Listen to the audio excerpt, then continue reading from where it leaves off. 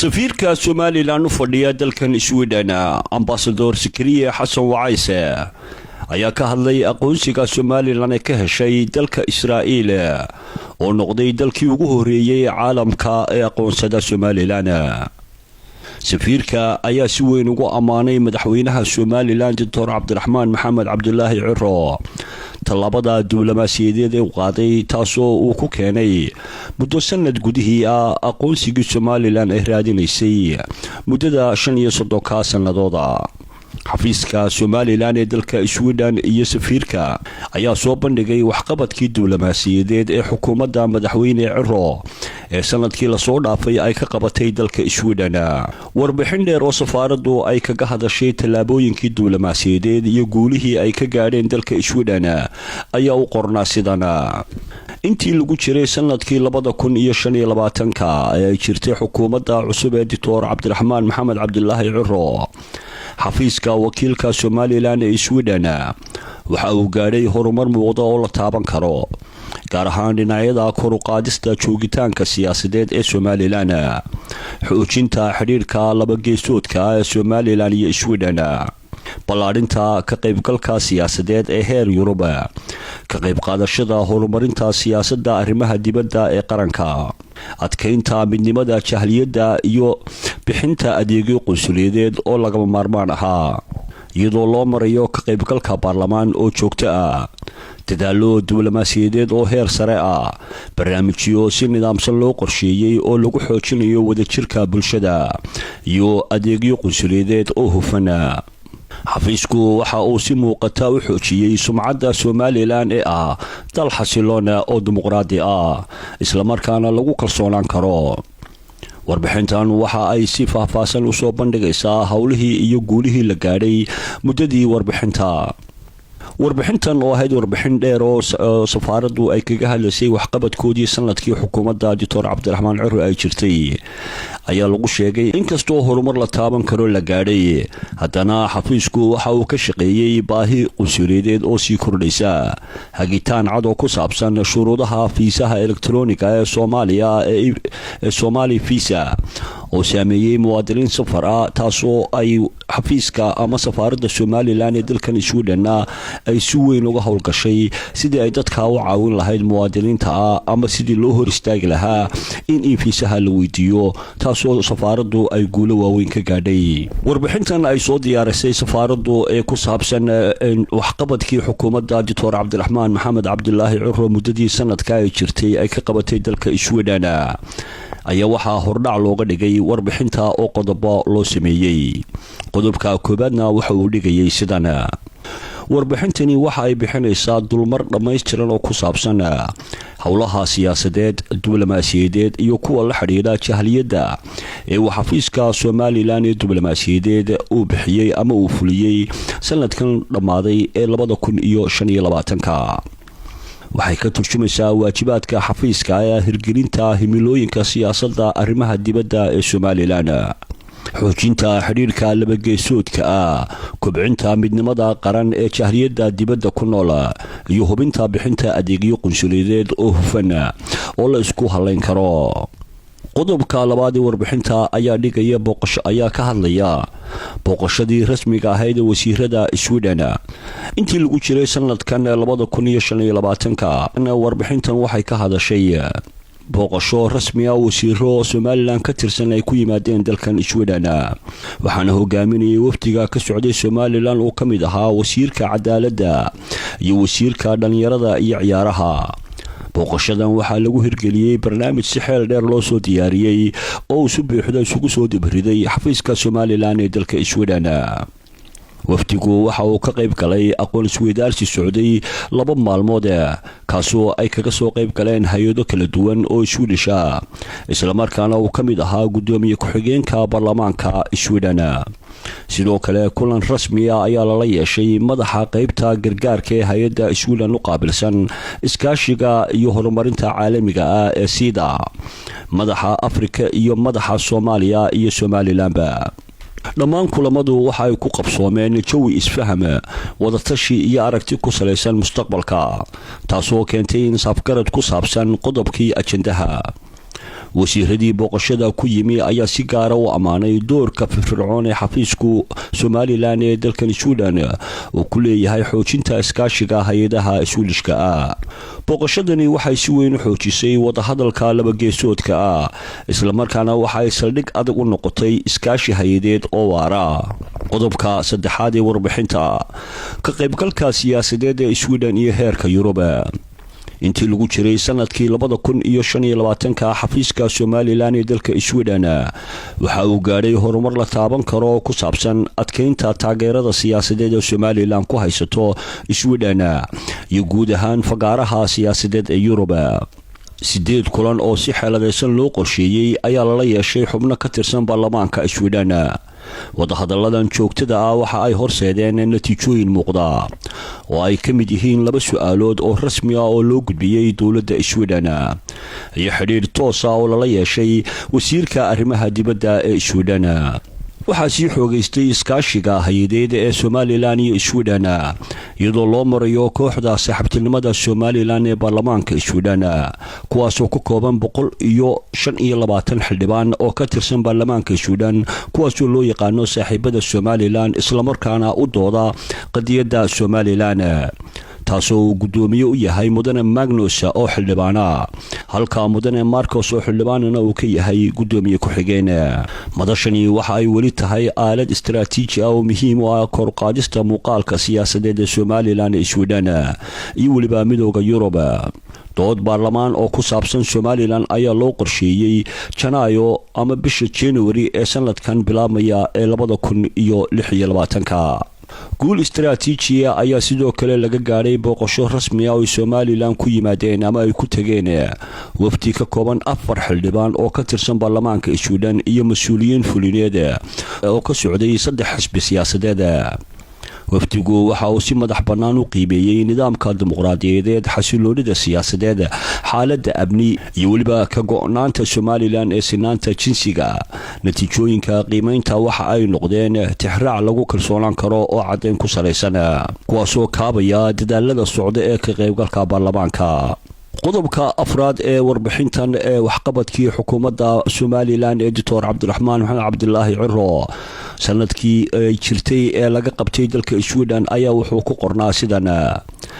ka qaybgalka qorshaha qaranka ee siyaasadda arrimaha dibadda. xafiisku waxa uu ka qayb galay aqoon-isweydaarsi socday 3 maalmood oo ay soo qabanqaabisay wasaaradda arrimaha dibadda ee Somaliland.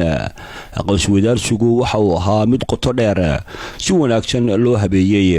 isla markaana si wax ku ool ah uga qayb qaatay falanqaynta istiraatiijiyadda, iswaafajinta hay'adaha iyo adkeynta wada shaqaynta siyaasadeed. xafiisku waxa uu mahadnaqay agaasimaha guud ee wasaaradda arrimaha dibadda ee Somaliland mudane Maxamed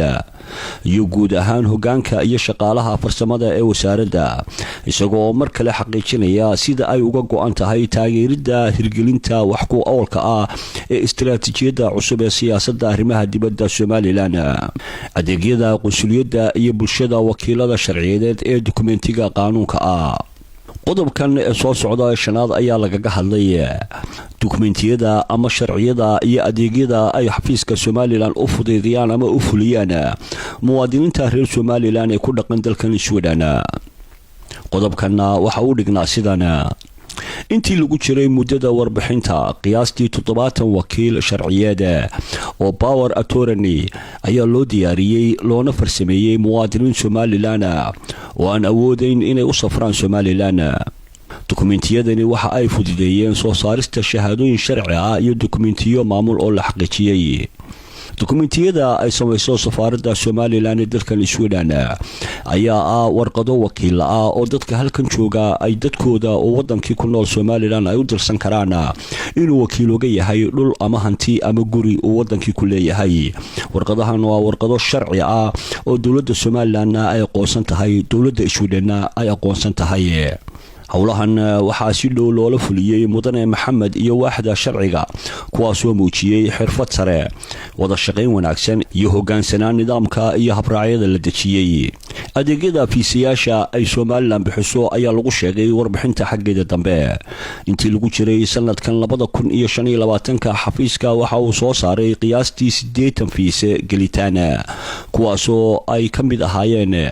fiisooyin dalxiis fiisooyin rasmi ah iyo kuwa adeega fiisooyin kale oo loogu talagalay ujeedooyin safar oo sharci ah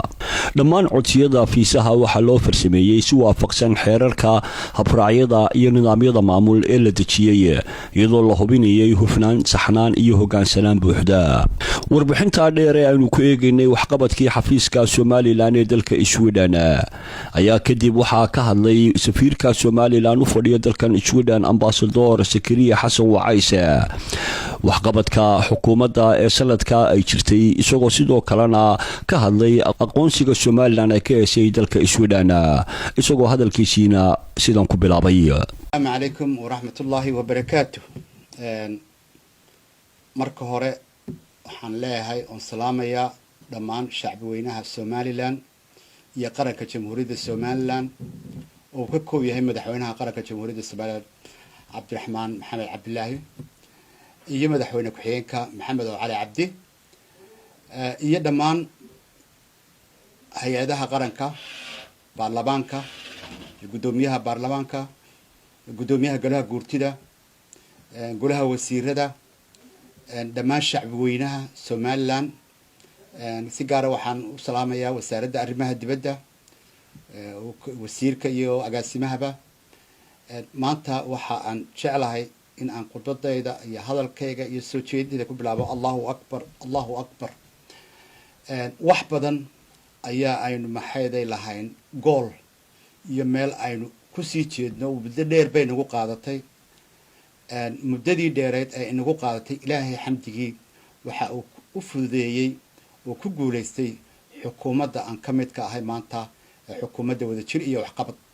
uu hogaamiyaha noogu yahay lagu hogaaminayo Cabdiraxmaan Maxamed Cabdilaahi inuu hogaaminayo ilaahay mahadi weeyaan aniga oo ilaa iyo maalinta 20 jir ahaa Somaliland iyo waxqabadkeeda iyo inay mardal u noqoto ku soo jiray aniga oo u soo ahaa activist aniga oo soo ahaa wakiil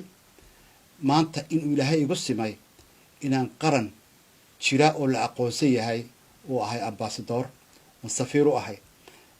waxa weeye wax nimca ii gaara oo aan dhammaan shacbiga Somaliland leeyahay abshir dhaha maanta dalkeeni dalbo noqday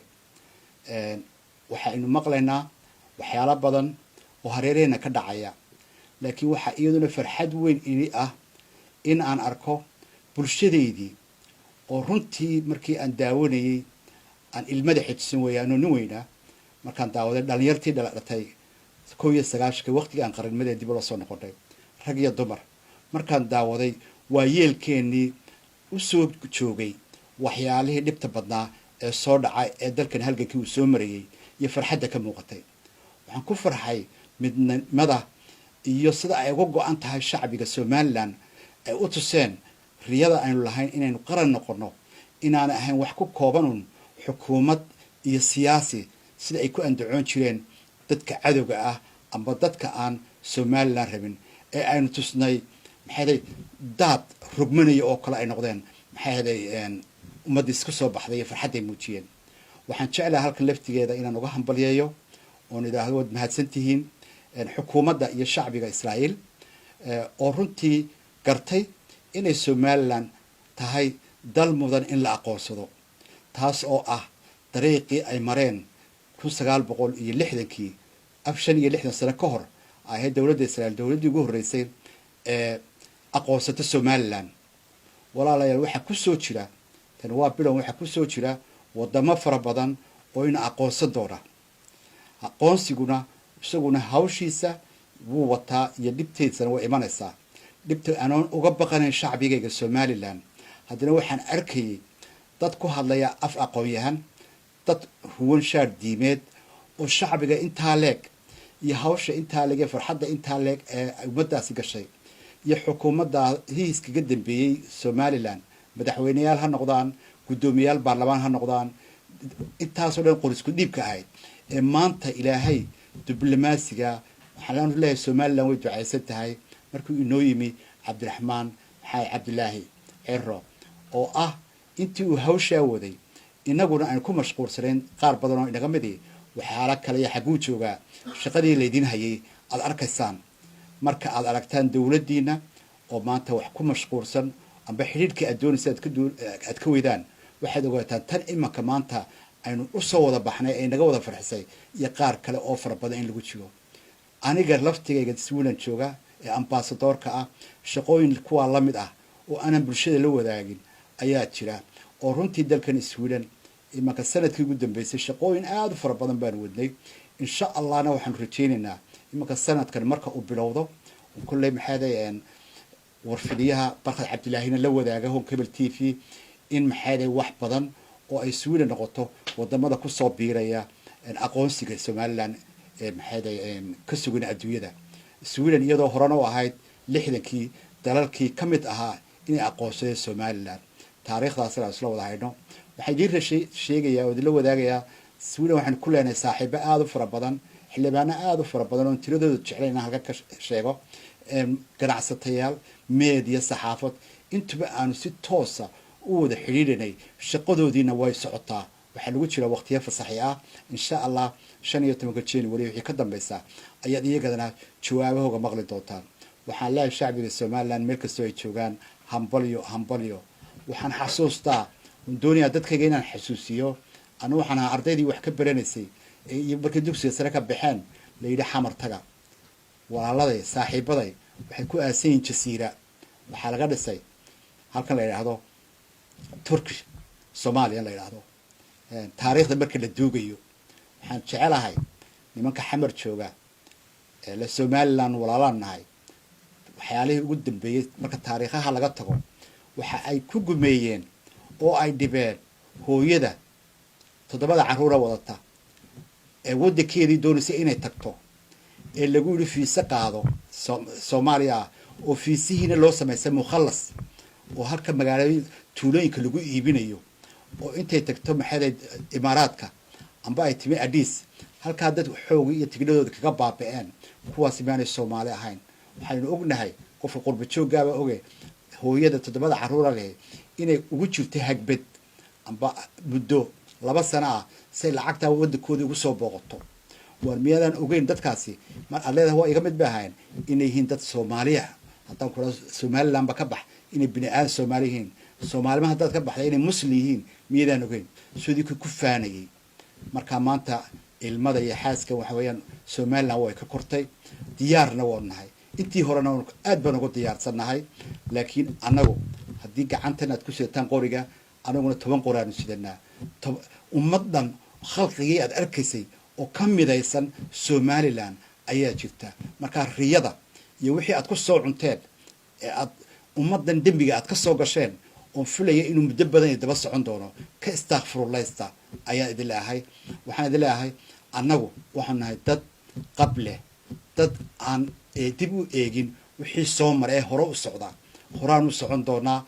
qaabka anagu ummadda Soomaaliyeed dhamaantood meel joogaan waxaanu nahay wanaag iyo guul iyo qaran u soo kordhay oo qofka Soomaaliga hadduu ixtiraamkiisa wato uu nabad ugu noolaan karo uu dareemi karo inuu dad la dhaqayahay uu la diin yahay uu la joogo waxaan ku soo gabagabeynayaa oo hambalyo u dirayaa dhammaan saxaafadda Somaliland oo runtii barkii hore oo la jiray war dalkiina u soo wada jeesta laakiin waxa aad muujiseen unity waxa aad muujiseen inaad Somaliland tihiin waxa aad muujiseen quwadeeni inaad u gudbiseen meel kasta oo anagu aan la xiriirinay waxa yaalay xogihii aad soo gudbiseen oo adduunyada maanta kursiga lagu wada fadhiyaa wixii ka dhacay Somaliland wixii ummaddu siday ahayd wixii waayeel iyo dhalinyaro la wareysanayay iyo farxadii dalkeena ku jirtay waxa ay sheegeen adduunyadu maanta idil ogtahay in adduunyadu ka garooday oo ilaahan dadka arinkana sidoo ahaa taana saxaafadda Somaliland aad baan uga mahadnaqayaa oo kamid yahay igala joogo Barkad Maxamed Cabdilaahi uu nagala joogo insha Allah waxa la dhamaanteen Somaliland guul insha Allah waana iska daba imanayaan farxadu way iska daba imanaysaa waana sii soconaysaa waxaan ku gubaabinayaa qurba joogta qurba joogta waxaan ku gabaabinayaa waxaad ahaan jirteen hormoodka ummaddan waxaad ahaan jirteen hormoodka Somaliland waxaad tihiin kuwii Somaliland dhisay maanta waxaa loo baahan yahay unity waxaa loo baahan yahay isku soo wada baxno waxaa loo baahan yahay in cid kasta oo inoo saaxiiba tusno in aynu ka falcelinayno wanaagga inoo galeen waxaa loo baahan yahay maanta inaynu albaabada iyo dawladaha laga yaabo in si xun xusheegu uu si kale wax ugu sheegay inaan albaabkooda garacno qadiyadeena ka iibno annagana ka safiir ahaan aniga oo ku hadlay safiirada kala magacoodii iyo qof kasta oo Somaliland matala waxa naga go'an oo noo dhaaranay inaanu qarankayaga himiladiisa iyo hanka uu doonayo aanu gaarsiino ilaahayna waxaan ka rajaynayaa hawsheenan sanadkan marka uu dhamaado wixii ganacsigii iyo baayac mishirkii iyo maalgashigii iyo nimcadii iyo dalkeena aynu oran jiray nimca fadhida maanta nimcadeena la soo baxaynaa alxamdulillah dubayna afrika ayaynu noqonnaa haddii reer Somaliland nahay maanta mid aynu ahaano insha allah aad baad barkhad cabdilaahi maxamed home cable tv safaaradda Somaliland ee magaalada Stockholm ee wadanka Sweden.